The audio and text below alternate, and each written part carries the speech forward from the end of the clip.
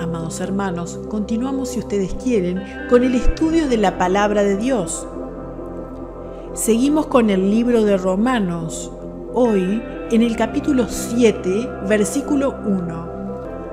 Vamos a leer la versión Reina Valera 1960. Entonces, comencemos. Analogía tomada del matrimonio. ¿Acaso ignoráis, hermanos, pues hablo con los que conocen la ley, que la ley se enseñorea del hombre entre tanto que éste vive? Porque la mujer casada está sujeta por la ley al marido mientras éste vive, pero si el marido muere, ella queda libre de la ley del marido. Así que si en vida del marido se uniere a otro varón, será llamada adúltera, pero si su marido muriere, es libre de esa ley. De tal manera que si se uniere a otro marido, no será adúltera. Así también vosotros, hermanos míos, habéis muerto a la ley mediante el cuerpo de Cristo para que seáis de otro, del que resucitó de los muertos, a fin de que llevemos fruto para Dios. Porque mientras estábamos en la carne, las pasiones pecaminosas que eran por la ley obraban en nuestros miembros, llevando fruto para muerte. Pero ahora estamos libres de la ley por haber muerto para aquella en que estábamos sujetos.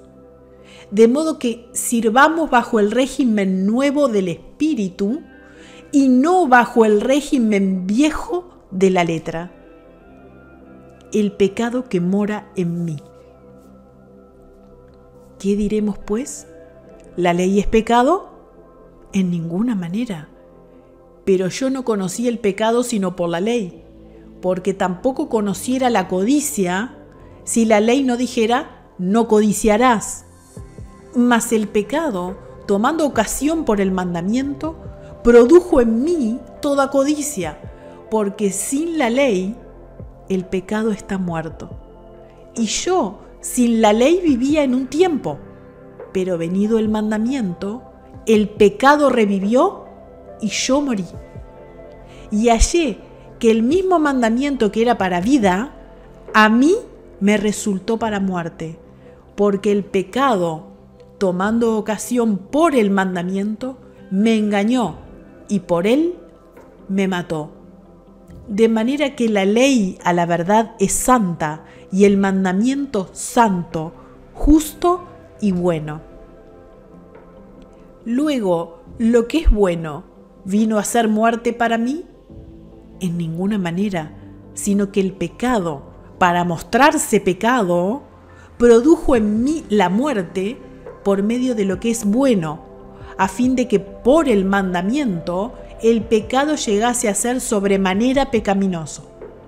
Porque sabemos que la ley es espiritual, mas yo soy carnal, vendido al pecado. Porque lo que hago no lo entiendo, pues no hago lo que quiero, sino lo que aborrezco, eso hago. Y si lo que no quiero, esto hago, apruebo que la ley es buena. De manera que ya no soy yo quien hace aquello, sino el pecado que mora en mí. Y yo sé que en mí, esto es en mi carne, no mora el bien, porque el querer el bien está en mí, pero no el hacerlo, porque no hago el bien que quiero, sino el mal que no quiero, eso hago. Y si hago lo que no quiero, ya no lo hago yo, sino el pecado que mora en mí. Así que, queriendo yo hacer el bien, hallo esta ley, que el mal está en mí.